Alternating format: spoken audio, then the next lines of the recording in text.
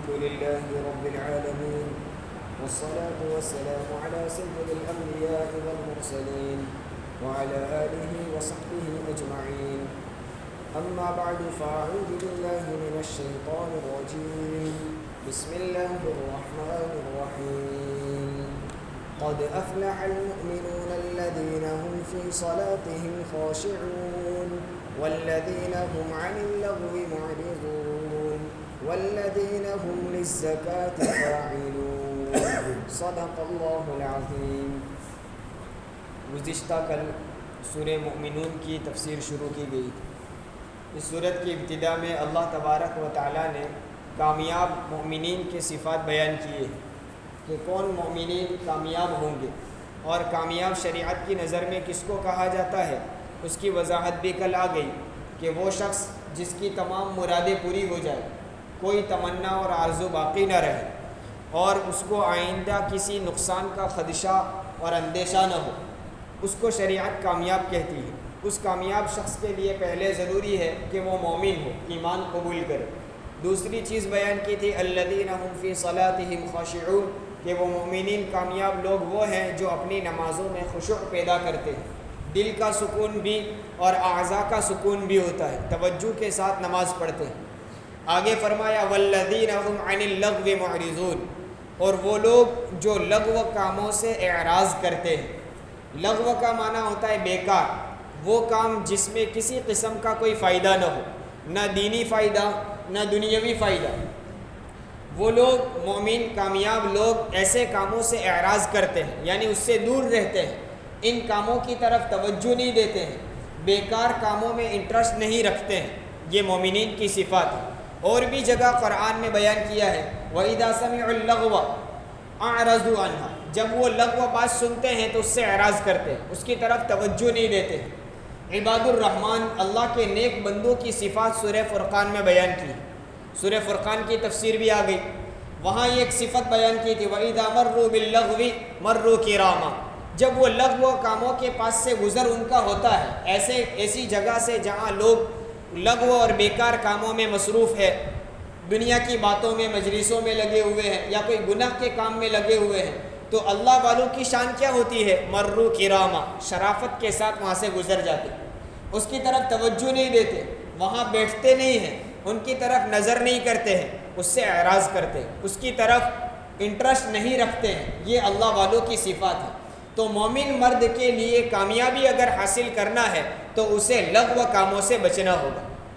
اور اس کا اثر بہت سارے دنیاوی امور پر بھی پڑتا ہے. جب انسان بیکار کاموں میں لگتا ہے تو اس کی حیثیت گھٹ جاتی ہے, لوگوں میں اس کا وقار نہیں رہتا, لوگوں میں اس کا مرتبہ نہیں رہتا, کہتے ہیں یہ تو ایسا ہی ہے, کچھ بھی کرتا رہتا ہے. آدمی کامیاب شخص وہ ہوتا ہے جو ہمیشہ اس کا کوئی نہ کوئی ہدف ہو, اس کا کوئی ٹارگیٹ ہو, چاہے وہ جس کسی کام میں لگا ہوا ہو, کوئی بھی فیلڈ میں کام کرتا ہو. ایک آدمی ایک لڑکا اسٹوڈنٹ ہے, اس کا کام کیا ہے اسٹڈی کرنا, وہ ہمیشہ اپنے اس ہدف پر اپنے اس ٹارگیٹ پر رہے گا اور اسی کام میں وہ اپنے آپ کو لگائے گا تو ایک دن آئے گا وہ کامیاب بنے گا. وہ جس ڈگری کے حاصل کرنے کے لیے لگا ہوا ہے وہ ڈگری ایک دن حاصل کرے گا اور پھر لوگ اس سے نفع اٹھائیں گے, کامیاب انجینئر بنے گا, کامیاب اور نامور ڈاکٹر بنے گا. طالب علم وہ علم حاصل کرنے میں لگا ہوا ہے, اگر وہ اپنے اسی ہدف میں لگے گا, لغویات اور بیکار کاموں سے دور رہے گا, تو ایک دن آئے گا وہ ایک دن ماہر عالم بنے گا, امت اس سے نفع اٹھائے گی. ہر آدمی کا اپنا اپنا مشن ہے. تاجر آدمی کی تجارت کا مشغلہ ہے, کھیتی باڑی کرنے والے کے لیے کھیتی کا مشغلہ ہے, وہ اس کام میں لگے گا تو کامیاب ہوگا. بیکار کاموں میں لگے گا تو اس کے کرنے کے کام رہ جاویں گے. ایک جملہ بہت قیمتی جملہ ہے کہ کرنے کے کام میں لگو گے, نہ کرنے کے کام میں لگو گے تو کرنے کے کاموں سے دور رہ جاؤ گے, کرنے کے کام میں لگو گے تو نہ کرنے کے کاموں سے محفوظ ہو جاؤ گے. آدمی کا مزاج ہے وہ کچھ نہ کچھ کرتا ہی رہتا ہے, اس کا ہر دن کا کوئی نہ کوئی مشغلہ ہوگا. اگر وہ نفع بخش کاموں میں اپنا وقت لگائے گا تو غیر نافع کاموں سے وہ بچ جائے گا, اور اگر وہ نفع بخش میں نہیں لگائے گا تو اس کی تو فطرت ہے, وہ کچھ بھی کرے گا. اب نفع والے کام نہیں کرے گا تو نقصان والے کام, الغرض اس کو کچھ نہ کچھ کرنا تو ہے. اس لیے وَإِذَا مَرُّوا بِاللَّغْوِ مَرُّوا كِرَامًا میں بھی یہ اللہ والوں کی صفات بیان کی. یہاں بھی کہا کہ کامیابی کے لیے ضروری ہے وَالَّذِينَ هُمْ عَنِ اللَّغْوِ مُعْرِضُونَ, بیکار کاموں سے اپنے آپ کو دور رکھو. آدمی جو انسان باتیں کرتے ہیں یا کوئی کام کرتا ہے وہ تین طرح کے ہیں، شریعت کی نظر میں وہ تین طرح کے ہوں گے۔ کبھی وہ ایسے کام یا ایسی باتیں ہیں جس میں شریعت کی نگاہ میں کوئی فائدہ ہے، نفع ہے، ثواب کی چیزیں ہیں، اس کو تو کرنا ہے، یہ بیکار نہیں ہے۔ کچھ کام اور کچھ باتیں ایسی ہیں دوسرے نمبر کی جس میں نقصان ہے، جس کو ہم گناہ کہتے ہیں، چاہے دنیا اس کو نفع سمجھتی ہو لیکن شریعت کی نگاہ میں وہ نقصان کی چیزیں ہیں، چاہے وہ زبان سے بولی جانے والی باتیں ہوں یا ہاتھ پیر سے کیے جانے والے کام ہوں۔ اگر شریعت اس کو نقصان کہتی ہے، جس کو ہم گناہ کہتے ہیں، اس سے تو بچنا ضروری اور واجب ہے، نہیں بچے گا تو گنہگار ہو۔ مثلا شریعت نے کہہ دیا جھوٹ نہیں بولنا ہے، غیبت نہیں کرنی ہے، چغلی نہیں کرنی ہے، لوگوں کا مذاق نہیں اڑانا ہے، چوری نہیں کرنی ہے، یہ سارے گناہ کے کام ہیں، ان سے تو بچنا ضروری، یہ بھی لغویات اور بیکار ہے۔ لیکن یہ لغویات اور بیکار ایسے ہیں جس سے بچنا واجب اور ضروری بلکہ فرض ہے، اگر آدمی اس سے نہیں بچے گا تو گنہگار ہوگا۔ تیسری قسم کی باتیں اور کام ایسے ہیں کہ شریعت اس کو نقصان تو نہیں کہتی ہے لیکن اس میں کوئی فائدہ بھی نہیں، نہ نقصان نہ فائدہ، اس کو کہتے ہیں لغویات۔ اور اگرچہ اس سے بچنا فرض نہیں لیکن اللہ والوں کی شان اور کامیاب مومن کی شان یہ ہے کہ وہ اس سے بھی بچتا ہے، اس لیے کہ جو باتیں ہم بولیں گے اگرچہ اس میں نقصان نہیں ہے لیکن فائدہ بھی نہیں ہے، تو جتنا وقت ان باتوں میں ہم لگائیں گے یا جتنا وقت ان کاموں میں لگائیں گے جس میں فائدہ نہیں ہے، تو اتنا وقت اگر ہم بچا کر کسی فائدے کی چیز میں لگاتے تو فائدہ حاصل ہوتا۔ تو بے فائدہ چیز میں اپنی باتوں کو یا اپنے کاموں کو لگانا یہ بھی ایک قسم کا نقصان ہے، اسی کو لغویات کہتے ہیں۔ ان چیزوں سے ہمیں بچنا ہے۔ آج ہمارے معاشرے کا اور نوجوان طبقے کا بہت بڑا مشغلہ یہی ہے، مجلس بازیاں، دو چار آدمی بیٹھ گئے اور پھر طرح طرح کی باتیں ہوتی ہیں، وہاں صرف لغو اور بیکار ہی نہیں بلکہ گناہ کی باتیں بھی ہو جاتی ہیں۔ کسی کا بیجا ایسا مذاق اڑا دیا جاتا ہے جس سے اس کا دل دکھ جاتا ہے، کبھی کسی کی غیبت کر لی، کبھی مذاق میں جھوٹ بول دیا، اور اللہ معاف کرے ہمارے معاشرے میں تو مذاق میں گالیاں بھی بہت بولی جاتی ہیں، اس کو فخر سمجھا جاتا ہے، کوئی اس پر روک ٹوک بھی نہیں ہوتی ہے۔ تو ایسی مجلسوں میں اور ایسے افعال میں، ایسے کاموں میں لگنے کی وجہ سے نہ جانے کتنے گناہ ہم سے سرزد ہو جاتے ہیں۔ تو ان چیزوں سے ہمیں اپنے آپ کو بچانا ہے۔ اللہ والوں کے یہاں تو اس کا اتنا اہتمام ہوتا تھا کہ وہ لغو نظر بھی نہیں کرتے تھے، بیکار نظر بھی نہیں کرتے۔ ہم تو سمجھتے ہیں بیکار کام ہوں گے یا بیکار باتیں ہوں گی، ان کا تو دیکھنا بھی کام کا ہی ہوتا تھا۔ ایک بزرگ کا واقعہ ہے، ان کے گھر پر کوئی مہمان آئے، تو پرانے زمانے کے ان کے مکان تھے، وہ لکڑی کے جو مکان بنے ہوئے ہوتے ہیں، لکڑی کے ساتھ پتھر لگا کر لکڑیاں لگی ہوئی، اب وہ پرانی چھت تھی جس کی وجہ سے وہ لکڑیاں جھک گئی تھی۔ آنے والے مہمان نے کہا کہ حضرت آپ کی چھت گرنے کو ہے، خراب ہو گئی ہے، لکڑیاں جھک گئی ہیں۔ اس وقت اس بزرگ نے نظر اٹھا کر دیکھا اور کہا 40 سال ہو گئے میں نے اپنے کمرے کی چھت بھی نہیں دیکھی۔ یہ واقعات تو صرف ہمارے لیے سننے کے لیے، ہمارے لیے وہ بس میں ہی نہیں۔ ہمارا حال یہ ہوتا ہے کہ ہم عبادت میں بھی مصروف ہو تو بھی ہماری چاروں طرف نظر رہتی ہے۔ مسجد میں آ کر قرآن کی تلاوت کر رہے ہو تو کون آیا، کون گیا، کس نے پنکھا شروع کیا، کس نے لائٹ بند کی، کون کتنی نمازیں رکعتیں پڑھتا ہے، ساری چیزیں ہمیں معلوم ہوتی ہیں۔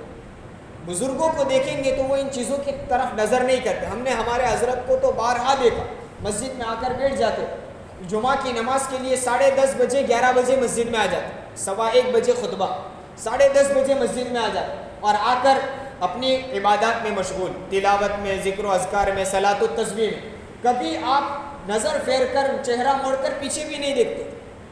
بسا اوقات ایسے واقعات ہو جاتے کہ پوری مسجد کی نظر اس کی طرف ہو جاتی، کوئی ایسا واقعہ ہو جاتا، لیکن حضرت کبھی نظر نہیں پھیرتے۔ یہ لغویات سے دور، اپنا کام اپنے کرنا ہے۔ جی نظر پھیر کر ادھر مصروف ہونے کی وجہ سے ہمارا فائدہ کیا، یہ اللہ والوں کا یہ تصور ہے۔ تو وہ ان چیزوں سے دور رہنے کی وجہ سے روزانہ کے کئی گھنٹے بچا کر وہ عبادت میں لگاتے۔ اگر ہم اپنے 24 گھنٹے کا وقت نکالیں اور اس کا حساب لگائیں تو پتہ چلے گا ہمارے کئی گھنٹے ایسے کاموں میں لگتے جس سے نہ کوئی دنیاوی فائدہ نہ دینی فائدہ۔ اور آج کل تو مصروفیات کا بہت بڑا آلہ آ گیا ہے موبائل میں، موبائل کے پیچھے نہ جانے کتنے گھنٹوں ہمارے صرف ہو جاتے۔ مسجد میں ہمیں 5 منٹ دینا ہو تو بہت دشوار، لیکن موبائل کے پیچھے 3 گھنٹے بہت آسان ہوتے۔ اللہ ہماری حفاظت فرمائے۔ تو اس کے پیچھے ہمیں غور کرنا ہے، ایک ٹائم ٹیبل بنائے، کم از کم رمضان کے مہینے کا ہم ایک ٹائم ٹیبل بنائیں کہ اس مہینے میں ہمارا کوئی کام ایسا نہ ہو جو بیکار ہو۔ خاص طور پر ہم اس مہینے میں کم از کم کسی قسم کا کوئی گناہ نہ کریں، یہ بھی لغویات ہے، گناہ سے اپنے آپ کو بطور خاص بچانا، کوئی بھی گناہ اس مہینے میں کم از کم ہمارے سے نہ ہو۔ ہم غور کریں مجھ سے کون سے گناہ ہوتے ہیں، مجھے بدنظری کی عادت ہے، جھوٹ کی عادت ہے، غیبت کی عادت ہے، تو غور کر کے ان گناہوں کے پیچھے غور کریں اور پھر اس سے بچنے کی باقاعدہ مشق کریں۔ کم از کم ایک مہینہ تو کوشش کر لیں، انشاءاللہ پورا سال اللہ تعالیٰ ایسا ہمارا نیک بنا دے گا۔ تو والذین هم عن اللغو معرضون، بیکار کاموں سے نیک لوگ اور کامیاب لوگ بچا کرتے۔ دیکھیے اس سے پہلے کہا تھا الذین هم فی صلاتهم خاشعون، کامیاب لوگ وہ ہیں جو اپنی نمازوں میں خشوع و خضوع پیدا کرتے ہیں، اور پھر فرمایا والذین هم عن اللغو معرضون، اور وہ لوگ بیکار کاموں سے اعراض کرتے ہیں۔ دونوں کا آپس میں جوڑ ہے، آپس میں ایک دوسرے کا کانٹیکٹ ہے، یہ دونوں صفات کیا ہے؟ جو آدمی نماز سے باہر بیکار کاموں اور لغویات سے بچے گا اس کا نماز میں خشوع پیدا ہوگا۔ ہم نماز سے باہر کی زندگی اچھی بنائیں گے، وہاں گناہوں سے دور رہیں گے تو نمازوں میں بھی اللہ کی توجہ پیدا ہوگی، اور جس آدمی کا نماز میں خشوع پیدا ہوگا اس کی باہر کی زندگی بھی نیک بنے گی، دونوں طرف سے اس کا جوڑ ہے۔ ہمیں 6 صفات یاد کرائے جاتے ہیں، نماز کا مقصد کیا بیان کیا جاتا ہے؟ ہماری 24 گھنٹے کی زندگی صفت صلاۃ پر آ جائے۔ کیا مطلب ہے؟ کہ ہم نماز میں جس طرح اللہ کے احکام اور رسول اللہ صلی اللہ علیہ وسلم کے طریقوں کے مطابق رہتے ہیں، اپنی منمانی وہاں نہیں چلاتے۔ جس آدمی کی نماز پوری شریعت اور سنت کے مطابق استحباب کی رعایت کرتے ہوئے پوری نماز اگر پڑھے گا تو اس کی باہر کی 24 گھنٹے کی زندگی نماز والی صفت پر آ جائے گی۔ یعنی جس طرح وہ نماز میں گناہ سے بچتا ہے، نماز سے باہر گناہ سے بچنا آسان ہو جائے گا۔ نماز میں جس طرح وہ اللہ کے احکام کا پورا پابند رہتا ہے، اس طرح وہ نماز سے باہر بھی اللہ کے احکام کا پابند بن جائے۔ یہ دونوں آیتوں کا آپس میں جوڑ۔ پھر کہا والذین هم للزکاۃ فاعلون، اور کامیاب لوگ کی تیسری صفت یہ ہے کہ وہ زکوٰۃ ادا کرتے ہیں۔ اس آیت کا ایک معنی یہ ہے والذین هم للزکاۃ فاعلون، زکوٰۃ کا اہتمام کرتے ہیں۔ زکوٰۃ ہم سب جانتے ہیں، جو آدمی ایک مخصوص مال کا، جس کو ہم نصاب کہتے ہیں، نصاب کا مالک ہو جائے تو اس کو اپنے مال کا 2.5% ادا کرنا ہے، اپنے مال کا 40واں حصہ ادا کرنا ہے، 100 روپے میں سے 2.5 روپے دینے ہیں۔ یہ ایک زکوٰۃ کا نصاب شریعت نے مقرر کیا ہے۔ تو کامیاب لوگ وہ ہیں جو زکوٰۃ دینے کا اہتمام کرتے ہیں، نماز کا اہتمام، زکوٰۃ کا اہتمام۔ اور اسی آیت کا ایک دوسرا مفہوم بھی مفسرین نے بیان کیا ہے۔ زکوٰۃ کا معنی ہوتا ہے پاک کرنا اور ترقی دینا۔ زکوٰۃ، ہم مال کی زکوٰۃ دیتے ہیں، اس کو بھی زکوٰۃ اس لیے کہتے ہیں کہ ہم پورے مال میں سے جب زکوٰۃ دیتے ہیں تو ہم اپنے مال کو پاک کر لیتے ہیں، اس وجہ سے اس کو زکوٰۃ کہتے ہیں۔ الغرض اس آیت کا ایک معنی یہ بھی بیان کیا ہے کہ زکوٰۃ کا معنی ہے پاک کرنا، یعنی نیک اور کامیاب لوگ وہ ہیں جو اپنی پاکی کا اہتمام کرتے ہیں، ظاہری پاکی بھی اور دل کی پاکی کا بھی اہتمام کرتے ہیں۔ دل کا، جس کو ہم تزکیہ کہتے ہیں، بعثت نبوت کی جو مقاصد بیان کیے ہیں ان میں ایک مقصد یہ ہے دل کا تزکیہ، اپنی ذات کو پاک کرنا، اپنے اندر سے اپنے عقائد کو پاک کرنا، اپنے اندر غلط عقائد ہو اس کو دور کرنا، اسی طرح غلط اور بری بیماریاں، دل کی بیماریاں، اس سے اپنے آپ کو پاک کرنا۔ اب عقائد میں کفر و شرک سے اپنے آپ کو پاک کرنا، اپنا ہمارا عقیدہ صاف ستھرا ہو۔ اسی طرح دل کی تمام بیماریاں، حسد ہونا، بغض کا ہونا، یہ ساری چیزوں سے اپنے آپ کو، اپنے دل کو پاک کر لیں۔ کسی کے متعلق ہمارے دل میں کوئی برائی نہ ہو، کسی کے متعلق ہمارے دل میں کوئی جلن نہ ہو کہ اس کو یہ نعمت کیوں ملی، نہیں ملنی چاہیے، یہ ساری چیزیں، یہ برائیاں ہمارے دل سے نکل جائیں، جس کو کہتے ہیں تزکیہ۔ تزکیہ بھی بہت ضروری ہے، بلکہ فرض ہے، اور اس کو حاصل کرنے کے لیے اللہ والوں کی مجلس میں بیٹھنا، اللہ والوں کی صحبت میں وقت گزارنا، اس سے دل کا تزکیہ ہوتا ہے، دل کی پاکی ہوتی، اپنا تعلق نیک لوگوں سے جوڑنا۔ اب ہمارے اندر جو کچھ بیماریاں ہیں ہم ان کے سامنے پیش کریں کہ مجھے فلاں چیز کی عادت ہے، فلاں چیز کی عادت ہے، وہ علاج کریں گے۔ جس طرح ڈاکٹر علاج کرتا ہے ہماری بیماریوں کا، اسی طرح یہ اہل دل لوگ، یعنی اللہ کے نیک بندے، دل کی بیماریوں کا علاج کرتے ہیں۔ ہمیں جا کر اپنی بیماریاں بتلانی ہوگی تو وہ ہماری دل کی اصلاح کریں گے۔ اس سے فائدہ یہ ہوگا کہ ہمارا دل نورانی بنے گا، اب اللہ کی طرف توجہ بڑھے گی، اب نیک کاموں میں دل لگنے لگے گا، اب گناہوں سے نفرت پیدا ہونے لگی۔ تو والذین هم للزکاة فاعلون، کامیاب لوگ وہ ہیں جو اپنے دلوں کی اصلاح کرتے ہیں، تزکیہ کرتے ہیں۔ اللہ تبارک و تعالیٰ ان نیک صفات کو اپنانے کی ہم سب کو توفیق عطا فرمائے، آمین۔ وآخر دعوانا الحمدللہ، سبحان اللہ۔